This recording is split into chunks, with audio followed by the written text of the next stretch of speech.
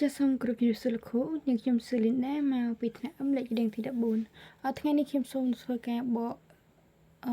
ស្រាយឆ្លុះបញ្ចាំងពាក់ព័ន្ធជាមួយនឹងមុខវិជ្ជាវិទ្យាល័យការសិក្សានៅក្នុងសប្តាហ៍ទី11ជាងពាក់ព័ន្ធមួយសប្តាហ៍ទី11នេះដែរគឺយើងសិក្សាអំពីការវិតម្លៃលើឥរិយាបថនិងបំណិនរបស់សិស្សចឹងនៅក្នុងមេរៀននេះយើងអត់ខុសគ្នាពីមេរៀនមុនទេគឺយើងមានគោលបំណងសិក្សាហើយនឹងមានវត្ថុបំណងមេរៀនចឹងនៅក្នុងគោលបំណងមេរៀននេះគឺបន្ទាប់ពីយើងសិក្សាមេរៀននេះចប់អ្វីដែលយើងអាចចេះទីមួយគឺយល់អំពីលក្ខណៈទូទៅរបស់ប្រតិបំណិននិងចរិយាសម្បទាលក្ខណៈខុសគ្នារបស់សម្បទាទាំង3កំណត់បាននៅតម្រូវការសម្រាប់វាតម្លៃលើប្រតិបំណិនសម្បទាឥរិយាបថរបស់សិស្សអាចបង្កើតជាកម្រងសំណួរនិងឧបករណ៍សម្រាប់វាតម្លៃទៅលើប្រតិបំណិនសម្បទានិងឥរិយានិងចរិយាសម្បទាដែលអាចមានច្រើនទម្រង់ដែលមានលក្ខណៈសមស្របសម្រាប់វាតម្លៃសិស្សនៅគ្រប់កម្រិតថ្នាក់សិក្សាកំណត់បាននៅរបៀបធ្វើឲ្យប្រសើរឡើងនៅស្វ័យសិក្សាវាតម្លៃរបស់សិស្សមុនកំឡុងពេលនិងក្រោយពេលបង្រៀនកំណត់បាននៅវិធីសាស្ត្រផ្សេងដែលអាចប្រើក្នុងការ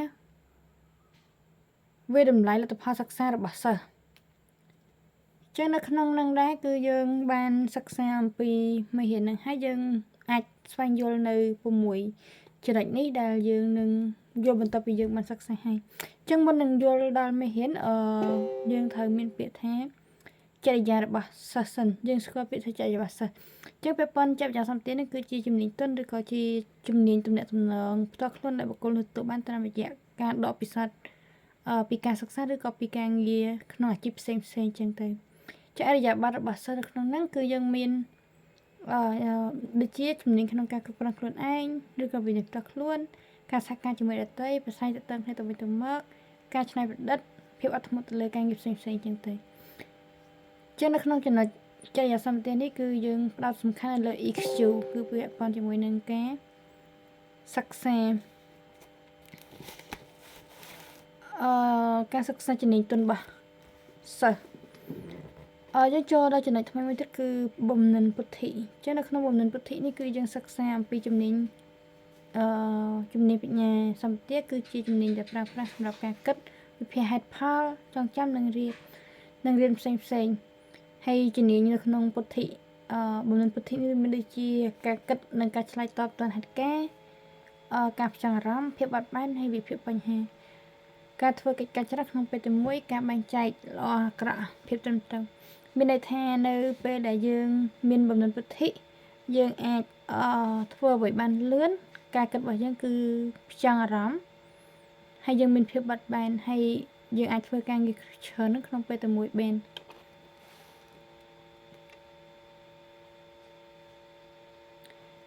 ចឹងនៅក្នុងនឹងដែរយើងនិយាយអំពី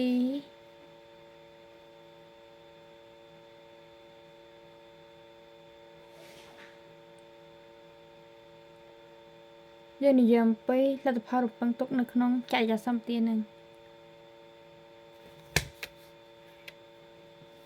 ជាពាក់ព័ន្ធមួយលទ្ធផលក្នុងការលទ្ធផលរំពឹងទុកយើងនិយាយអំពីការសិក្សាចរិយាសម្បទាហើយនិងបំណិនសម្បទានឹងគឺជាភាពចាំបាច់ដើម្បីទទួលបានជោគជ័យ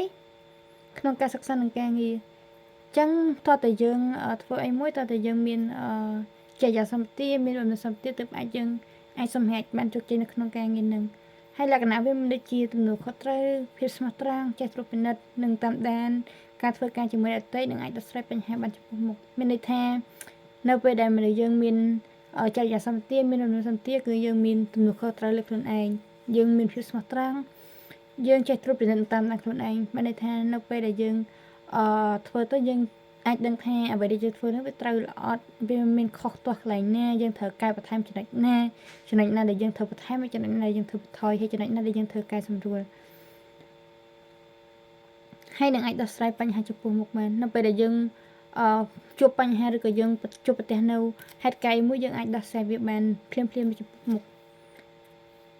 ហើយការគិតបែបវិជ្ជមានហ្នឹងគឺវាមានបរិយាកាសល្អដែលធ្វើឲ្យសិស្សនឹងមានភាពសកម្មក្នុងការសិក្សាដែរអញ្ចឹងពាក់ព័ន្ធមួយបរិយាកាសនៅក្នុងការសិក្សាហ្នឹងក៏វាជះឥទ្ធិពលមួយនៅក្នុងការសិក្សារបស់សិស្សដែរមានន័យថានៅពេលដែលបរិយាកាសនឹងល្អការគិតបែបវិជ្ជមាន សិស្សទទួលបានផលបែបវិជ្ជមានប៉ុន្តែប្រសិនបើគាត់គិតទៅ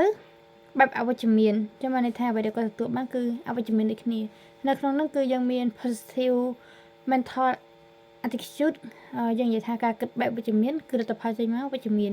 ឬក៏យើងប្រើ NMA ន័យថា negative mental attitude ការគិតអវិជ្ជមានគឺលទ្ធផលយើងចេញមកគឺអវិជ្ជមានដូចគ្នាចឹងនៅក្នុងនោះដែរគឺយើងអាចនិយាយបានថានៅពេលដែលយើងគិតអីដែលល្អលទ្ធផលគឺចេញមកវាល្អទៅតាមអ្វីដែលយើងអនុវត្តហើយអ្វីដែលយើងធ្វើហើយអ្វីដែលយើងគិតប៉ុន្តែបើសិនជាយើងគិតអវិជ្ជមានច្រើនយើងធ្វើរឿងអវិជ្ជមានច្រើនលទ្ធផលវាចេញមកគឺដូចគ្នា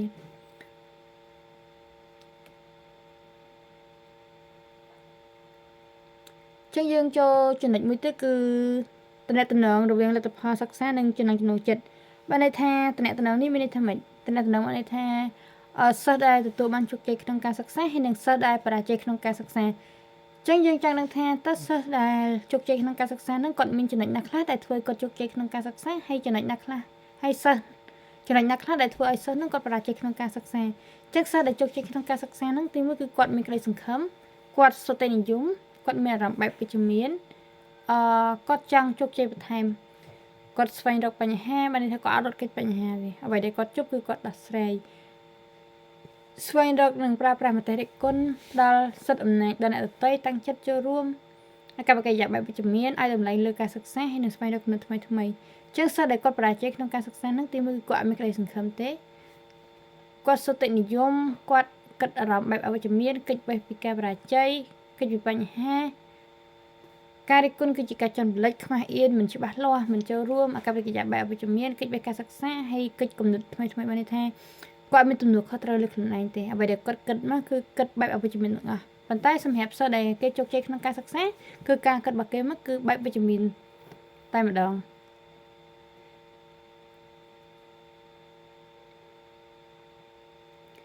ចឹងកំឡុងពេលនឹងដែរគឺយើងចូលដល់ចំណុចថ្មីមួយទៀតយើងនិយាយអំពីអកប្បកិរិយាបន្ទាប់ពីមានចរិយាសម្បទាមានបំណិនពុទ្ធិមានអីចឹងទៅគឺយើងនិយាយពីកប្បកិរិយាគឺថាគឺជាបណ្ដុំនៃផ្លូវអារម្មណ៍ដែលវាស្ថិតនៅផ្នែកខាងក្នុងខ្លួនយើងតែវាសម្ដែងចេញដើម្បីឆ្លើយតបទៅនឹងហេតុការណ៍វត្ថុមនុស្សអ្វីមួយតាមការបញ្ចេញនោះអាចវិជ្ជមានឬអវិជ្ជមានចឹងវាបង្ហាញមានដូចជាវត្ថុស្ថានភាពបញ្ហាសកម្មភាពមនុស្សឬក៏ក្រុមទាំងនោះដូចនេះជាធម្មតានៅក្នុងថ្នាក់រៀនយើងគិតអំពីអរិយាប័ត្ររបស់សិស្សម្នាក់ឆ្ពោះទៅរកអ្វីមួយដែលអាចសំដៅទៅដល់មុខវិជ្ជាសិក្សាគោលគ្រូសិស្សរួមថ្នាក់និងកិច្ចការផ្ទះនិងការធ្វើតេស្តផ្សេងចឹងនិយាយភាសាហើយភាសាទៀតគឺពាក់ព័ន្ធជាមួយនឹងការគិតរបស់សិស្សហ្នឹងគឺបើគាត់គិតវិជ្ជមានលទ្ធផលដែលគាត់ធ្វើចេញមកគឺបែបវិជ្ជមានហើយបើគាត់គិតមកអ្វីដែលគាត់គិតមកអវិជ្ជមានគឺលទ្ធផលដែលគាត់ធ្វើមកហ្នឹងគឺអវិជ្ជមាន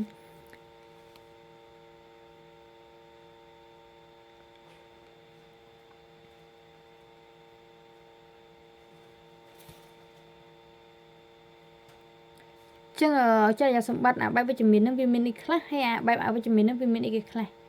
ចឹងបែបវិជ្ជមានទីមួយគឺគាត់រៀនចរិយាសម្បត្តិបែបវិជ្ជមានគាត់មានគាត់ទៅសាលារៀនគាត់ធ្វើលំហាត់គណិតវិទ្យាអីចឹងទៅកិច្ចការផ្ទះវិន័យសាលាគ្រូបង្រៀនមិត្តរួមថ្នាក់ធ្វើការងារកំហុសហើយនឹងមានទំនួលខុសត្រូវហើយសិស្សដែលគាត់មានចរិយាសម្បត្តិបែបអវិជ្ជមាននឹងមានដូចជាលើចម្លង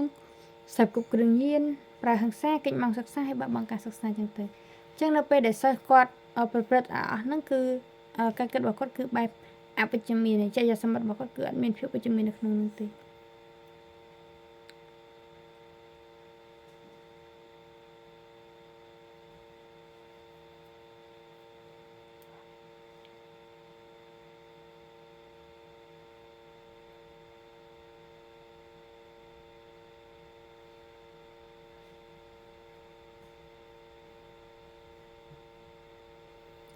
ចឹងលទ្ធផលផ្ដោតលើការលើកទឹកចិត្តចឹងលទ្ធផលដែលផ្ដោតលើការទឹកចិត្តហ្នឹងវាមានការចូលរួមពីទី1ការខិតខំរៀនសូត្រទី2គឺការខិតខំប្រឹងប្រែង ទី3គឺការតាំងចិត្តទី4គឺការអនុវត្តជាប្រចាំបានន័យថានៅពេលដែលយើងមានចំណុចទាំងអស់ហ្នឹងហើយគឺជាលទ្ធផលដែលយើងផ្ដោតលើការលើកទឹកចិត្តហើយចឹងនៅក្នុងហ្នឹងគឺយើងនិយាយមួយទៀតពាក់ព័ន្ធជាមួយនឹងលទ្ធផលរំពឹងទុកការសិក្សាបែបគុណតម្លៃនៅក្នុងហ្នឹងយើងចែកចេញជា4ទី1គឺមានភាពស្មោះត្រង់2សុចរិត3យុត្តិធម៌4សេរីភាពចឹងនៅក្នុងភាពស្មោះត្រង់ហ្នឹងសិស្សគួរតែរៀនឲ្យតម្រូវទៅលើភាពស្មោះត្រង់សម្រាប់ការរស់នៅប្រចាំថ្ងៃពិសេសទំនាក់ទំនងជាមួយអ្នកដទៃហើយសុចរិតភាពហ្នឹងមានន័យថាសិស្សគួរតែប្រកាន់ខ្ជាប់នៅក្រមសីលធម៌គុណតម្លៃផ្ទាល់ខ្លួនហើយយុត្តិធម៌គឺសិស្សត្រូវតែប្រកាន់ខ្ជាប់នៅទស្សនៈមួយដែលថាគ្រប់មនុស្សជាតិទាំងអស់គឺមានសិទ្ធិស្មើគ្នាដើម្បីទទួលបានភាពយុត្តិធម៌ដែលបានចែងទៅតាមច្បាប់របស់ប្រទេសហើយសេរីភាពគឺសិទ្ធិទាំងអស់ត្រូវជឿជាក់ថារាជរដ្ឋាភិបាលផ្ដល់សិទ្ធិនិងសេរីភាពស្មើគ្នាឲ្យដល់ប្រជាពលរដ្ឋរបស់ខ្លួនចឹងនៅក្នុងហ្នឹងគឺយើងមានវិធីសាស្ត្រក្នុងការវិទ្យាល័យបញ្ចប់មួយទៀតទី1យើងពាក់ព័ន្ធជាមួយការសង្កេតរបស់គ្រូមានទាំង IQ ហើយនិង EQ ហើយមួយទៀតគឺការសង្កេតទូទៅទី3គឺការសម្ភាសហើយទី4គឺការវិតម្លៃរបស់គ្រូ